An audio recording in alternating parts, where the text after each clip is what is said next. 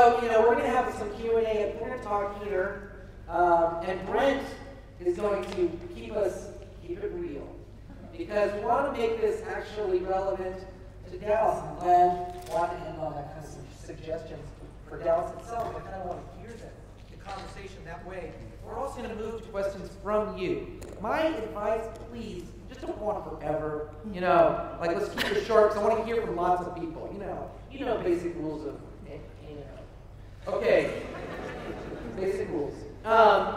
Just to start with, and I just kind of want to make some connections, and then I'll turn over to you guys and Brent, please just start taking over there.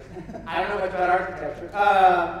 The one thing I wanted to say is certainly there's been a lot of references to situationism and May 68, event spaces, connections between people. It is useful to also put all this kind of dialogue in terms of also something that's very important. The Situationists, just for the record, this is a kind of avant-garde group of the 60s in Paris, was super French and annoyed a lot of people. But we're really interested in kind of how the city was constructed as a politics. And something that was very important to them as well was power, right? As a narrative that runs through everything. From, what Juan was talking about with interventions, to what Dean was talking about with space as a kind of event space, to what Zola was talking about with people connecting between space. All of this was important. But I kind of want to throw to you that certainly one of the elephants in every one of these conversations is the conversation around power. When I was suspicious of architects, I always think, yeah, but you're paid for by a bunch of rich people, and they're paying the bills, so you don't really care about people, really. You just like these theories are going to wash over them.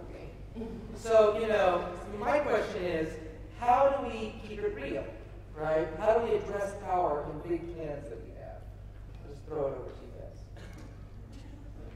Okay, all right. Cities are planned, that's what you're saying. They are. The question is planned by whom?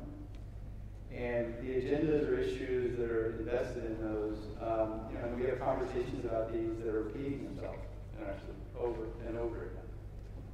And I think I'm just going to say, based on the things I'm involved in, I think we're on the verge of where equity within that conversation is at point how we make some decisions to move forward.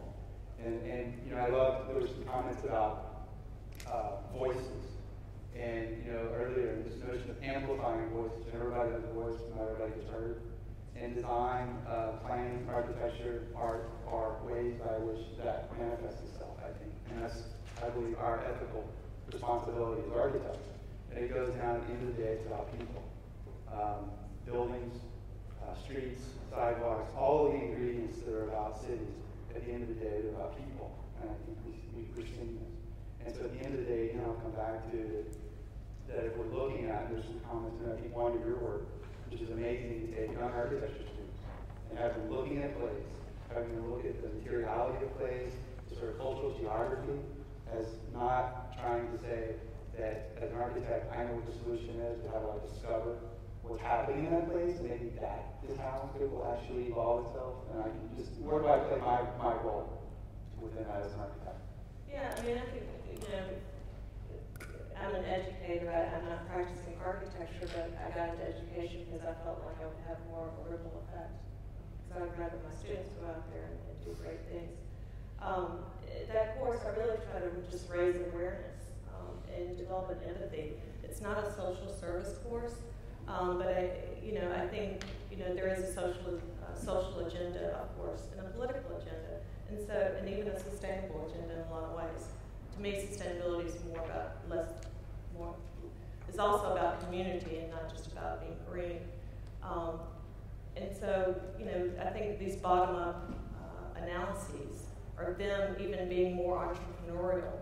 Does the client have to come to them? Does the city have to come? Do the city hire them? Why can't they go to the city? Why can't they go to their landowner or the neighborhood association and say, hey, let's, it's more of a bottom-up. And I think we were talking about the Highline earlier, and I know it's got a lot of flack about being to privatize public space, but it was amazing how it did get achieved by a bottom-up process by these two guys that had a vision and wanted to raise a lot of money to get it done. And so I think we just have to, I'm trying to educate people to be more entrepreneurial, really observe the landscape in a less kind of judgmental way and see where the opportunities and potentials, embedded potentials are. You know, one of the issues that I think is really important is that in the last 10, 15 years, we're finding that there's let's call it a disciplinary realignment of not only power structures in cities, but also the professions and those professions that are being engaged in cities. What we do with the Dallas Urban Lab maybe is a kind of microcosm of a case in point, which is if my students are, for instance, this year I have one student from Korea, 4 graduate students from China, 1 student from India, 1 student from Mexico City, a couple graduate students in planning, 4 landscape architects, 3 undergraduate architects, and 2 graduate architects. And they're all working on the same problem. And I think even the professions are starting to move this way, that all of a sudden it's not sort of, there's one profession that's leading the way. It's not the architects, it's not the artists, it's not the landscape architects, but they're starting to work together. The power structure that has not yet come to terms with that is the governmental power structure, where you have public works over here and the public park department over here and whoever else is involved in these decisions. They're parcelized and they are in distinct silos. And in that sense, I think that has to change. And because as we become a more denser environment, and it's no secret that for the first time in history, more people live in cities than not, we have to find ways to exist comfortably, humanely, in more compact, denser urban environments. So I'm just going to play this kind of moderator job. Like with Dallas, what would you suggest tangibly of ways that could work? Well, there's a lot of... I hate to be like that, but I just feel like, we're at the end of the day, you might as well be real specific. Yeah, sure. So this notion of how do we, one, from the bureaucratic side, from the governmental side, how do we break down silos? Yeah, sure. Or 2 is, what's it going to take to us to actually engage in that denser sort of community? And I'm going to say it's inevitable because of this notion of population growth. It's the question I have right now is how are we going to treat space over the next 10 to 20 years as we're being dense, as we're going through this density based on the collisions just grow, right? Are we going to really value the ecosystem? So as part of the southern sector, going to aspire to be like the northern sector, or is it going to be itself? I mean, that's a fundamental question. And that's the role of design, and I think from an articulation standpoint can play a role. Now, in my job at the city, because, by the way, and I'm not an employee of the city, so I kind of got one leg in and one leg out. But I will tell you that, and Jason was alluding to this earlier, the city is amazingly open to innovation, but the structure is very prescriptive that they work with. It's not performance-based. It's prescriptive, right? So they're police officers in a lot of ways. Whether it's building code or development code, they're functioning as police officers. Yeah. And so there's an amazing amount of interest in making a shift in regard to how that is practiced. And I experience this daily when I'm in the studio at the city. And let me tell you where this goes. Jason and the work they've done in the Better Block, there are guys that are involved in that are now consultants as an extension of the Complete Streets project. That's a big deal. Because it's a bottom-up sort of integration within what is a bureaucratic model of creating a manual. And everybody knows the manual is going to have to be context-based. Yeah. Right? Which is what everybody here is talking about. Is that we're always looking for the universal. We're looking for the big idea. We're going to solve all the problems right here. Here we go. And then we go put it in place. And then we go, oops, we got to think about this place. And so how do we start to root it out of it? Well, I think you hit the nail on the head in terms of you brought up power and codes. Codes are really detrimental to our public spaces.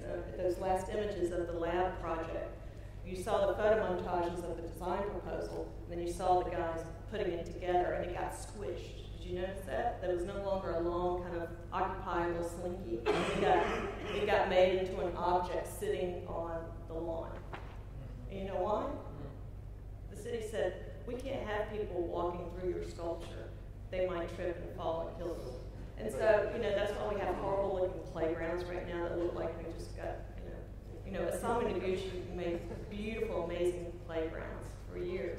And because we're a litigious society, I don't want my kid to knock his head on a stainless steel bar, we don't have artists doing these kind of spaces anymore, or innovative architects. Because of code, they had to, I know there's compromise, and I asked myself, why did you have to switch it? He said, because of the city. And so there has to be some sort of balance there. We're going to be so safe that we can't have these innovations. One issue I think also has to do with, let's call it funding. Landscape has for decades been seen as a garnish. And something that maybe you can afford after you've done the project. And I think what's happening is that attitude is starting to change. So the Landscape Architecture Foundation in Washington, D.C. has undertaken a new project to quantify the benefits of landscape, through data from the National Forestry Service. If you plant a tree in Austin, they've calculated that your property is now worth $8,000 more. Ridiculous stuff like that. We all know that we like to have trees on our property, so we're going to pay more for it. But somehow what we're finding is that landscape architecture as an urban thing that we now have data where we can show that actually it's value added to communities. Not just in terms of the program and the kinds of things that we were talking about earlier, but also in terms of just investment and return on investment and how it actually becomes an incentive for developers and development to actually engage in the construction of meaningful public space. I'm just going to go right to the audience because we've got 20 more minutes and it's your time to shine. Look at the lights on them. Maybe my sunglasses. Ann, you want to go? Yeah, I just want to say something. So you mentioned the guys from the High Line. The High Line's a great new park in New York City. I don't know how many of you have ever been there. It's great, right? So, you said they had an idea and they went out and raised buckets of money. I want to say something. They did something that was embodied in this conference today. They started with Bricklow. Well, first of all, they saw an artwork that gave them an idea, Joel. They had an idea, a vision of what this thing could be and what it might look like in the future, and they used art to help spark other people's imagination. Then they worked with the community, from the people who lived in projects who were really struggling to people who represented the galleries and the expensive condos, and they listened to their needs, and they listened and looked for opportunity. And then they did what you guys do too. They started to great design, the highest of standards, and then they raised buckets of money. But all along they kept true to their vision of community and participation and listening and being responsible. So I just wanted to say that that's a great example of what really great design does, as embodied in the conversation of all the presenters today. So when you're all thinking about West Dallas, I want you to think about all of those bits of a recipe that goes to making a really delicious cake or whatever it is. One comment about the High Line that I think is interesting. It's gotten a lot of press for a lot of things. For me, one of the most interesting things, which points to the role of landscape, is there's a diagram that I have in a slide somewhere, it's not what I did show today, where there's a drawing of the High Line, and then there's a drawing or a model in blue of every new building that's been built as a result of the High Line. Not under the control of the architects, not Jim Corner or any of these people, but that it catalyzed an entire new level of economic development. And so rather than looking at sort of landscape architecture as the sort of thing that follows development, we might actually begin to look at it as a thing that stimulates development. But what if, I get a question. What if you build something and no economy spurs?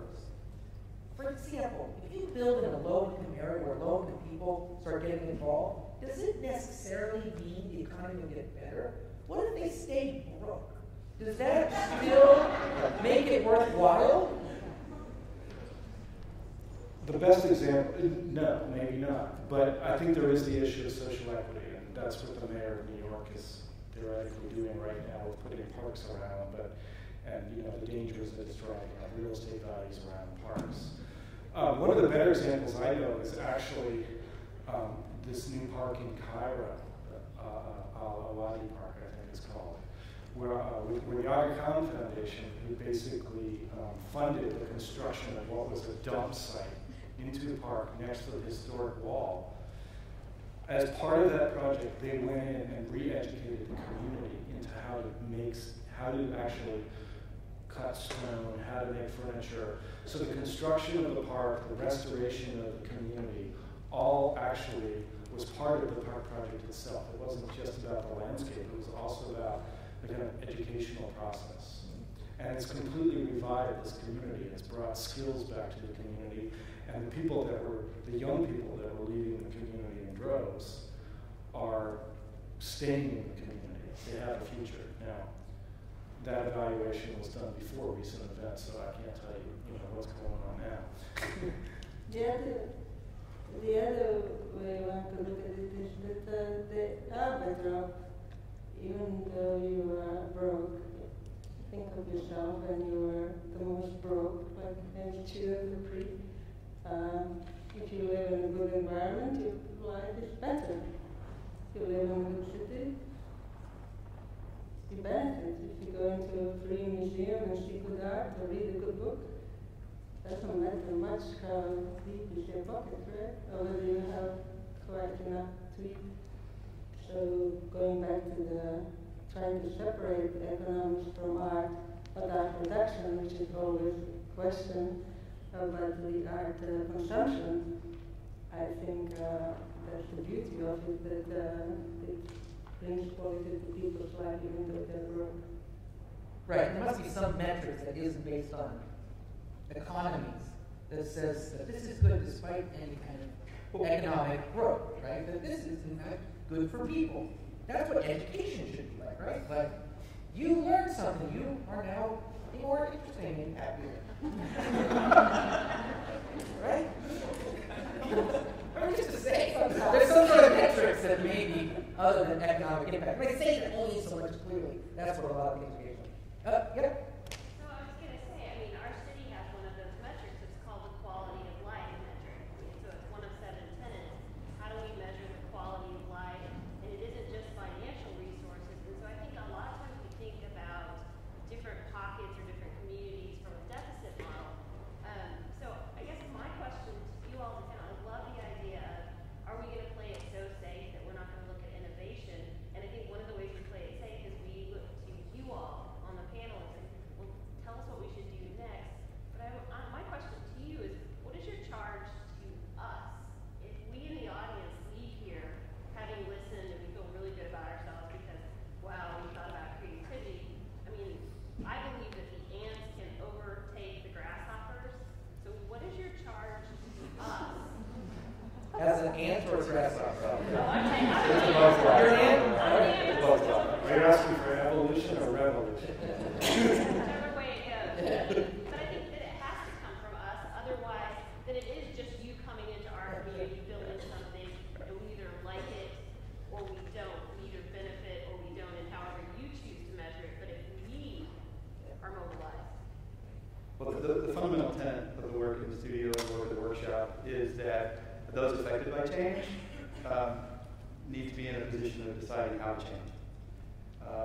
And so I think Rick said it really well today about listening through others. I believe architecture, planning and design, has to take sort of a little, these sort of lowercase letters, backseat, and really listen. Most of the answers, everybody in these communities is really modest. There's really not that much difference between really modest neighborhoods and really wealthy neighborhoods. People all pretty much want the same thing. But we have a tendency to categorize them differently. And to your point, about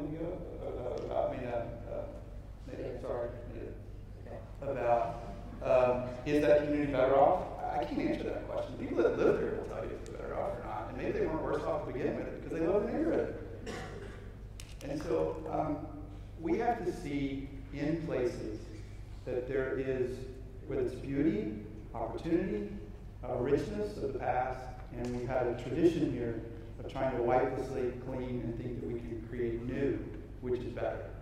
And so the work in West Dallas that we've been a part of is that how do you garner, even though people can look at West Dallas as sort of a place that's dumped on, whether it be through lead smelters or through affordable housing or public housing or flooding and the like, The reality is there's a rich vitality of community there, and how is that the basis for the growth in the future? You have to start there. And so how do we not do things that put that in jeopardy? So if anything, the work that we've been doing is late. Because when the bridge was designed and built to land in West Dallas, we weren't thinking of the consequences of that act to the community and its future.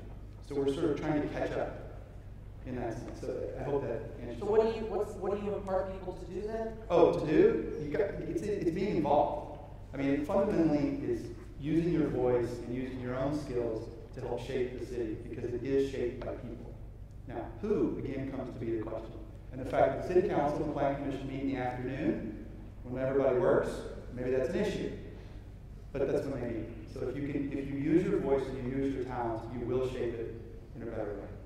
Does anybody else? That's a good question. I mean, you got another suggestion? Oh, I want to be a little bit controversial about this. Yeah. I do think there's a role for expertise as well. So I don't necessarily believe that, you know, my favorite analogy, if I have a heart attack, I really want a doctor to do the operation. So I completely agree with Brent's sort of notion that a place is formed through its people, and that's really important. But it's also important that, you know, the disciplines have an expertise that they can also bring to the table. And in this sense, I've become, maybe from listening to Andres Duani too much, suspicious of the public charrette process. Which, you know, do you want a surface parking lot or do you want Rome? You know, which to choose? And of course, you're going to get Rome every time in terms of these images. And it becomes a sort of justification for doing things in much of this country that's already been predetermined in the designer's mind. So I think you have to be suspicious a little bit about how some of these processes work.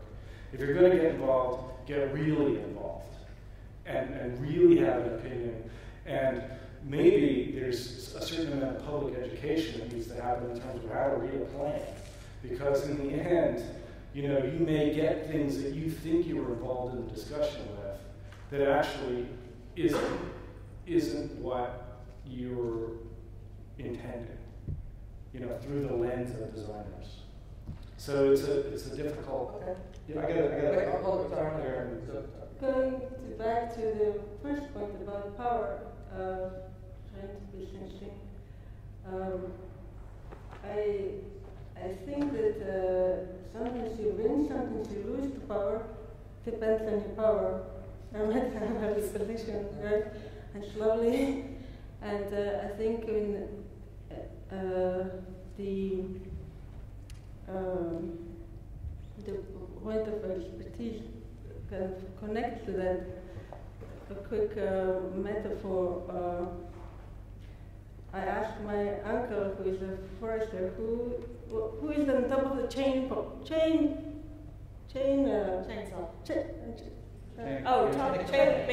No, who is the top of the I'm putting animals.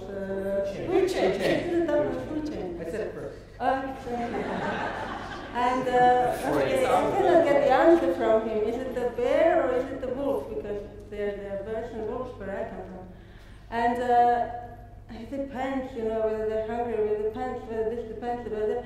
And so I told him, but yeah, I know, but the man, but who is on top? And then he tells me, whoever has the biggest heart. Huh? So I think the same kind of whether you are an artist or whatever is the situation. Sometimes an artist has tremendous amount of power just because they're capable of articulating something. Sometimes a neighbor has a tremendous amount of power because they're they have so much passion in them. And I think throughout life it varies, and from situation to situation varies. When I'm weak, I lose the project, and you can see from my projects, lots of them are not built, right? So I pay money for them, right? And but I keep going, and I think that it is. And in my whole history, I've been underdog so many times. So I'm not always expert, not always top dog. You know, like The thing is, like, it's like the beauty of I think the artist's existence is that it is always in flux. So certainly it seems also that experts in terms of how any big project affects people, I think that's why we started with listening too, because of course you have to be an expert in knowing, people are experts in how things affect them. Yeah. That is to say, you know, I mean, I think like we need mechanisms of listening as well in any plan. And you know, if even being suspicious of the short method, nonetheless does indicate there's certain kind of new rethinking of the tools of listening. But the listening seems like a way of reaching out. Yeah, go ahead, go back. Actually, if I can, this idea of listening has come up often throughout the day, and it seems to be in a kind of metaphysical zone, because what it seems to me that many of you might discuss is the role of language, because it seems to me that we're impoverished we're impoverished with language to really address space, spatiality, the environments in which we live. It seems to me that in conjunction with talking with inhabitants and listening to them is empowering them with the language to be able to picture the space they like in the future. It's a very good, it's a good point. You know what, I'm just going to keep moving around. Mel? No, sorry, Tom? I can't see anything right now. I saw a semi-bald head. The sheet reflected. I just wanted to show this idea of expertise, and I believe in expertise also, but one field I think it's really overlooked in terms of expertise is community organizing. Yeah. There are systems, these are people who study this, and architects and artists, frankly speaking, for the most part, aren't that good at listening. They really aren't. And community organizers, that's what they do if they're a good community organizer. And that's why it's been incredibly helpful and great to address that community organizers on our staff full time at the community center. But the other thing in terms of expertise, Malcolm Miles says in a book about public art, you have to find out what people are an expert in. Yeah. And so when you go to the community, people are experts in the community. They're not experts in design. So you put together a community organizer, a community group, and an architect, and a landscape architect. You begin to be able to listen properly. So it's not expertise versus the community voice. It's the community voice has expertise in something. And there are models of the profession that are starting to change the way these interactions have happened. So rather than say somebody, an expert, let's take an architect, saying, well, I need someone who knows about this, I need someone who knows about this, I got to talk to the community, and everyone's sort of down here under that chain of command. There are new models of working where everyone's at the table equally, and you know the solutions arise organically from the collaborative efforts of diversity. Do we have more questions? Statement? Oh, right there. Well, I just have a question because to me, one of the things, especially the difference having moved from New York and grew up in Austin, you know, as an adult, we have these conversations and we all come together, but when it comes time to get to action, either something comes up or usually the biggest problem moving a project forward is funding, and funding usually to get people to pay them for their work. And I have worked with students that are begging for opportunities, so much so that we have had a group of TEDx SMU kids that went to TEDx Kids, high school students say, we want to do more in the community. Yeah. So we called La Réunion to go and pick up trash. But it taught them a skill. So what do the adults need to do in this community to educate or utilize that expertise to maybe utilize college students to monitor and use high school students to do the work? Can I just real quick? I'm sure you have an answer to that question.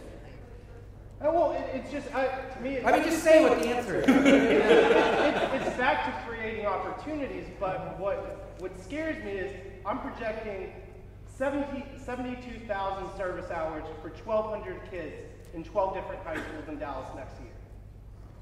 Who's going to take responsibility and say, you know what, we'll give those kids some hours over here. We'll give some kids some hours over here. We'll open our doors.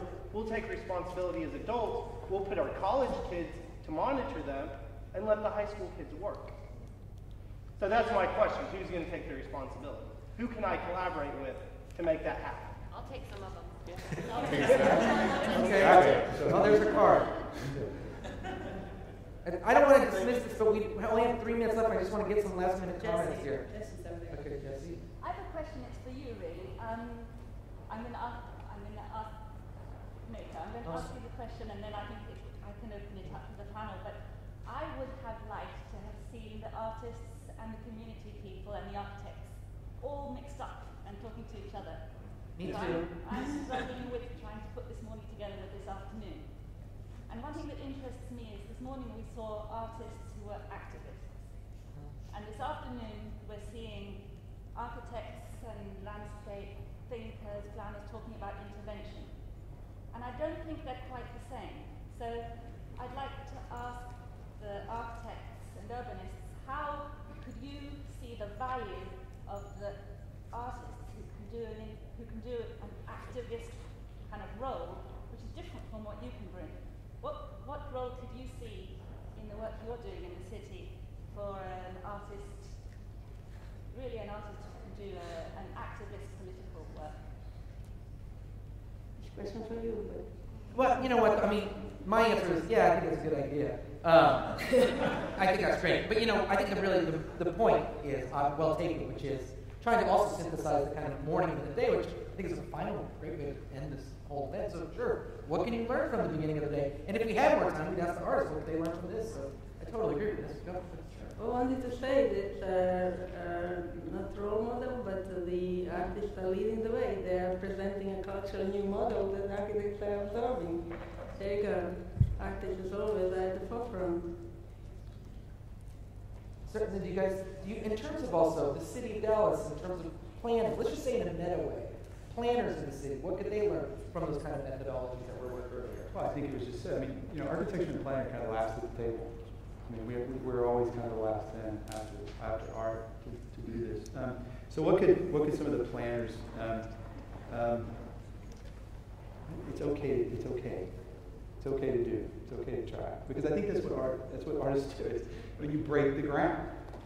And again, within an institution like a municipal government, and again, the question is that their job? Is their job to plow ground or not? And how do we create opportunities for that risk that's okay, and create new models for that within the city government? And that's hard to do, because we also want it to be accountable. And when it turns out like we don't like it, you know. So I don't know if I'm answering the question very well. I think as you know, one of the big debates in urbanism, in urban design today, is how can the profession move to adopt self-organizing systems, which is, you know, can we start looking at urban design as a framework to allow other things to actually happen and exist? So, you know, these should be complementary territories, not actually in opposition with each other, I would say. That's it. We're exactly 30 minutes, 43 seconds of this conversation. I want to keep it on time. Sorry, I have a question. I raised my hand. I know. Those are the rules. We're done. I'm sorry. There's a bunch of questions, too. Do we want to take more questions? We're done. Take them. Okay. So I have assisted to terrific examples from the arts, from social community, from architecture, mostly from outside Dallas. So I've been wondering what are the principles of applicability, importability, leverages of more or less spontaneous creation here in town for Dallas. Can anybody? Well, I think you can look at case studies from other places. Like one of the projects I showed was in Austin, Texas. I mean, that's 3 hours from here. I don't think it's that unusual to maybe propose something like that. Deep Ellum, the residual space under there, that is already exists. The new park, the LID, is talking about landscape and stitching together the cities through infrastructure and landscapes.